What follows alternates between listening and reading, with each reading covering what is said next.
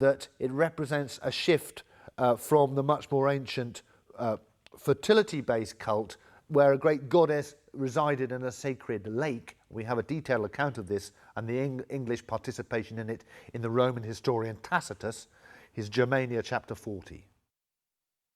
Much of the poem relates to a warrior race with keen appreciation of weaponry and armour.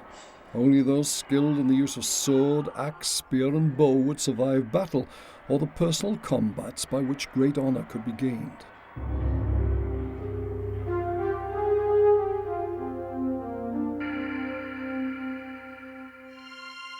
Sutton Hoo's helmet was obviously not intended for war, but display, although Beowulf is said to have worn a helmet made of beaten gold embellished with boar shapes. In reality, any warrior's head would have been protected by a round iron helmet furnished with nasal and eyepiece, his face and neck protected by hinged metal straps. A decorative boar design represented the wearer's fierceness and courage, for this was an animal whose charge could run a spear shaft through the length of its body and still be capable of rending and tearing the hunter who held it.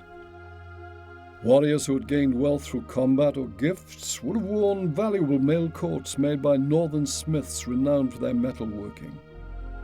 Beowulf's epic poem makes clear that coats of mail armour were so valuable as to be handed down from father to son, while that buried at Sutton Hoo indicates the honour bestowed on this particular warrior. A round wooden shield was also carried, its bearer's personal choice of decoration foretelling later heraldic devices that identified in battle.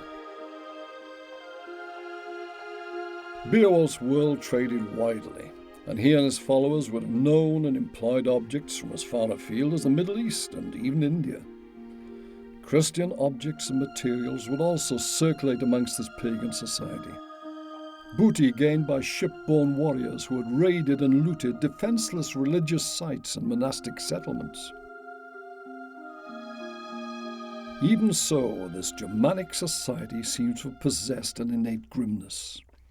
In far gentler and sunnier Mediterranean lands, Roman and Greek could believe heaven to be a place of golden fields in whose sunlit glades nymphs and satyrs might frolic. But the landscape of darker northern territories was one where human attack or accident might readily be interpreted as the actions of evil creatures always ready to rend or destroy. Seamus Heaney's outstanding Beowulf translation reveals the influence of such dark beliefs. Sometimes at pagan shrines they vowed, offerings to idols, swore oaths that the killer of souls might come to their aid and save the people. That was their way, their heathenish hope. Deep in their hearts they remembered hell. Once again, the poet remembers cults older than Christianity, for it was not the Christian devil these people were worshipping, but fertility gods a Christian church had demonized. Other fascinating insights into Germanic society are provided by this poem. Beowulf is portrayed as an honourable warrior who, although brave and fierce in battle, never took advantage of another's drunkenness and could always hold his temper in check. The fact it seemed necessary to record this in such a work suggests it was an unusual warrior characteristic, and thus Beowulf's poem might be considered as much a code of social and military behaviour than a record of one man's courageous deeds. There is evidence from this and other early societies that drink, and perhaps even some form of drugs, were taken before battle to inspire what now appears superhuman courage and strength. At the Battle of Stamford Bridge in 1066, a Norse berserker, red-bearded and mighty of limb, probably in a drug-induced frenzy, alone held the River Derwent's bridge against the whole of an Anglo-Saxon army, and all but changed the course of history. Drug-taking has also been traced back to early religious practices, whereby it was believed that drug-induced ecstasies were manifestations of possession by deity. This could also take an animal form, including that of a boar or a wolf, particularly admired for their courage and ferocity. So at what period did pagan and Christian practice blend together as displayed by the Beowulf narrative? Whoever was the actual poet, his knowledge of pagan beliefs and practices is intriguing, since any educated person of that period was almost certainly Christian. It is possible that his personal faith was inextricably intertwined with pre-Christian pagan beliefs, and in this he may have resembled Redwald, king of the Woofings in East Anglia, greatest of the kings buried at Sutton Hoo. Indeed, there are those who believe that the work would have been composed not long after the time of the ship burial. Given that the Woofings shared a common culture with the Yeats, East Anglia has a strong claim to be the cradle of this astonishing epic. It is certainly very likely that when looking for an inspirational subject, the poet would look to those with a strong affinity to the ancestors of his race. All we have in terms of arguments for the composition of the poem is the text of the poem itself. And I have argued in my own work on Beowulf, neatly published in the little book, The Origins of Beowulf, that a number of independent indications point to a composition several centuries before the surviving copying of the manuscript and in an Anglian kingdom. And certainly Mercia is a possibility, but so is the kingdom of the Eastern Angles here in Norfolk and Suffolk. And there are a number of independent genealogical arguments which, as I say, converge on that possibility. Whoever composed the work had certainly received a Christian education, producing a version possibly less simple than the pagan original told or sung in mead halls, and laying greater emphasis upon Christian-style traditions and beliefs. Even though Beowulf is not an historic figure as such, the fact certain characters and events portrayed are real suggests his fictional character was inspired by known heroes.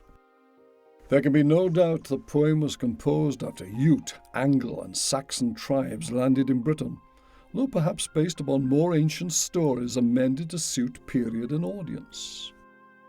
According to the epic, after returning from what is now Denmark to Sweden, Beowulf took part in a disastrous expedition led by King Hygelac into Frisia, largely modern Holland, recorded by Gregory of Tours as taking place in AD 516.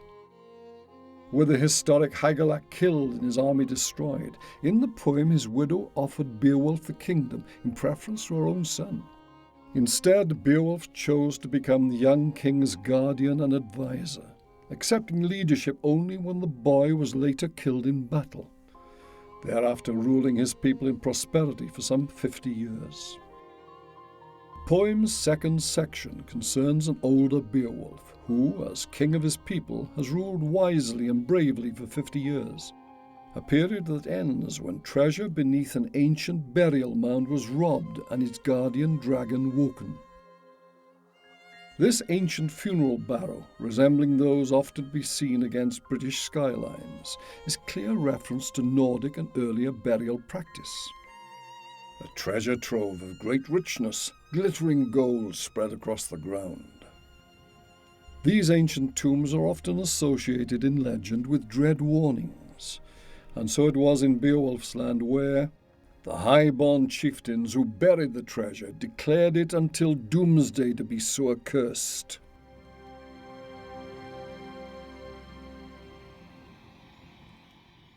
But one foolish man ignored this ancient threat, and by stealing a golden goblet from the sleeping dragon's hoard, aroused fire-breathing revenge that killed and destroyed Beowulf's people and belongings. Gold obviously epitomized wealth, often used as kingly gifts to great warriors or placed in their burial hoards. Gold under gravel, gone to earth, and useless to men, says the poem. But it is significant Germanic folklore makes clear the greed gold inspired could also make it accursed. Gold's potential evil is revealed when it becomes cause of Beowulf's death. Beowulf is now old, but has to protect his people. Approaching the tomb bearing a sword and iron shield, the latter to protect him from the dragon's fiery breath, he proclaims, "If the evil creature leaves his earthen lair, I shall pursue this fight for the glory of winning." But the hero's personal warriors ran away in fear, only one remaining to help Beowulf face the dragon's fury. There followed a long and bitter struggle until the poem describes how once more the king gathered his strength and, drawing a stabbing knife, dealt it a deadly blow. The creature was killed, but in its death throes delivered Beowulf a poisonous and mortal wound. Those who might have saved him returned shamefaced from the woodlands into which they had fled, only to find their king dying, his one companion showing Beowulf the gold he had taken from the tomb. Knowing death is near, Beowulf gives instructions for his funeral. "Order my men to build a great barrow when my pyre has cooled. It will become Beowulf's barrow and mark the way for ships." The epic poem ends with a long description of the hero's funeral ceremonies that provide epilogue to the whole work. His body being burned on a pyre, hung with helmets and war shields and shining armour, weaponry that typified his life and people. The flames roar, accompanied by sorrowful lamentations from all who witnessed. Like those at Sutton Hoo, Beowulf's remains were interred under a great earthen mound, here raised high above the sea that so influenced these northern people's destiny. The tragedy of this mighty work may mirror a tragic view of life that underpinned Anglo-Saxon society and provided its very roots. What motivates all heroes of the Nordic epic, to which Beowulf is no exception, is the eternal human desire to gain recognition as being of outstanding merit. In this, the role of gifting and treasure is crucial. In the later, more sophisticated and centrally organized society introduced by the Normans, it would be possession of land that bound men together. Barons received lands from the king in return for allegiance, as would their own followers from them. In Beowulf's period, such bonding was fulfilled by the gifting of rich goods, often in the form of cups, rings, swords, and chainmail. The king is referred to as guardian of his people's treasure, and in return receives their loyalty in war and peace. Considered worse than any tyrant was a leader who did not reward service with rich gifts. The whole society seems to have been based on this idea that the Lord, which means bread giver, he gives something to his household and to his family. He gives them bread, he helps them, he distributes his wealth, and in return those people give him back their loyalty, their support, and if he needs help they provide it. And they were tied together by gift giving, by exchanging, as we said, gifts in one direction for loyalty in the other direction. They built strong bonds through time, and these may have been important things for the Anglo-Saxons, far more important than they are for us today. But in the culmination of Beowulf's epic, such treasure brings about the final catastrophe that is Beowulf's death.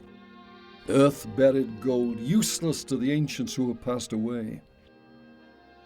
Discovered by a dragon who guards the rich trove fiercely, even this creature has no use for it, but wreaks havoc when one small item is pilfered.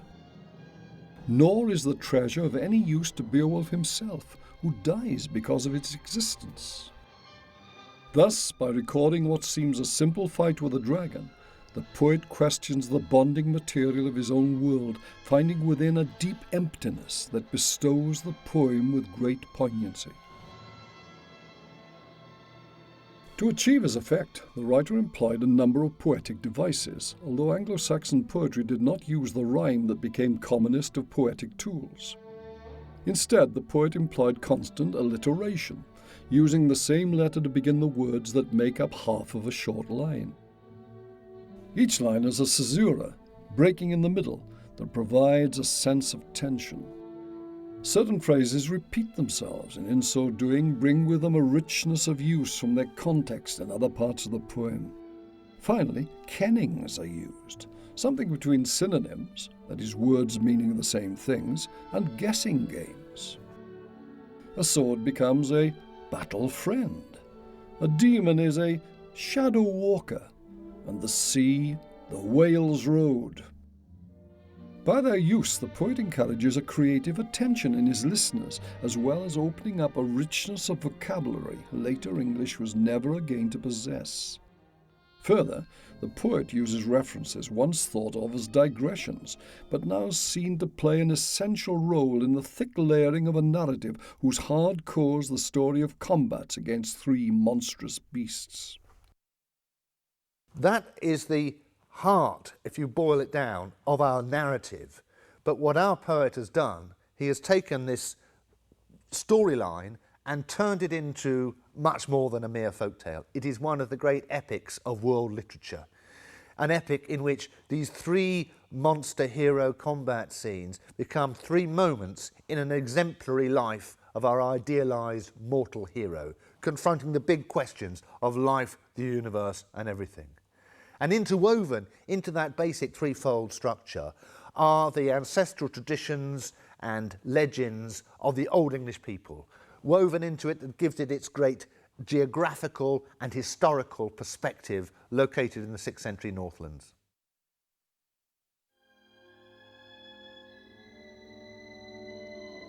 Anglo-Saxon paganism would end, its culture change, and its Christianity develop sophistication far beyond that of the Beowulf epic. Even in what appears to be an essentially pagan work, there are strong Christian elements, with much of the story being told in this context. Many scriptural references are made to the Old Testament. Andy Orchard's book, A Critical Guide to Beowulf, makes the point that apart from overt references to the Cain and Abel story, there are 12 key points in which the battle with lake and fell-dwelling monsters parallels the story of David and Goliath. For example, Beowulf removes his breastplate, helmet and sword before the battle, as does David, and both return with the sword and head of their opponent. England, where Briton, Angle, Ute and Saxon merged into one race, waxed and prospered until invaded by the Normans, another warrior people also originating in northern lands. By AD 1066 and the Norman conquest, Beowulf's once pagan saga had helped spread Christianity throughout the land to its farthermost regions.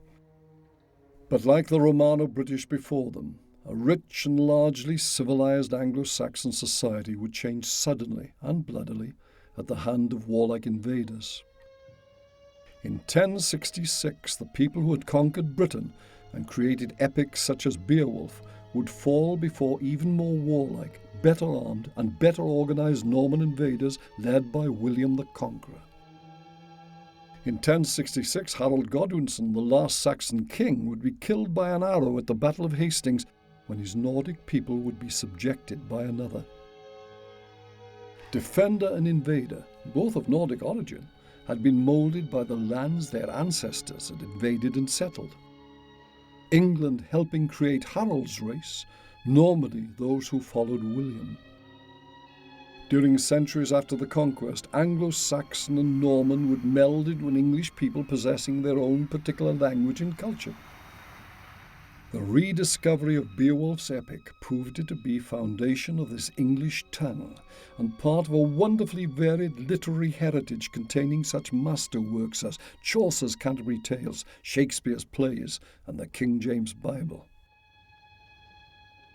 Churches and cathedrals that developed from the early faith of Beowulf's race still dominate the land these peoples once occupied, while much of their former pagan beliefs remain interwoven into British legend and folklore.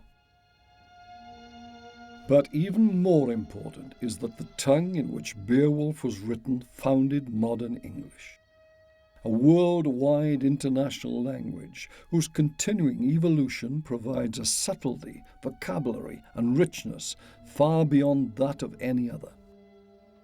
Part of me says that the Beowulf story really is exactly what the Anglo-Saxons were about. When you're talking about archaeology and evidence all the time, it's very difficult to get into the minds of the people who lived then. But I think the Beowulf story is a fantastic insight into their minds. Even though no acknowledged funeral mound marks where lies this vanished hero, Beowulf's greatest memorial is the wondrous language his epic poem helped found. So lamented the Yeats people, the fall of their loaf-lord, his hearth companions. They said that he were of world kings, of men the mildest, and the gentlest, to his people the kindest, and for fame the most earnest.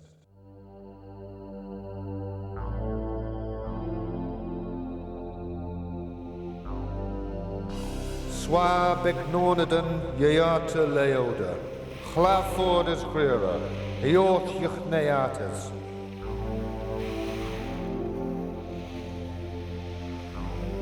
Quedan Datiwara, Warold Kuninga, Mana Mildost, and Mon Thwarost, Leodum Lidost, and Lof Yeonost.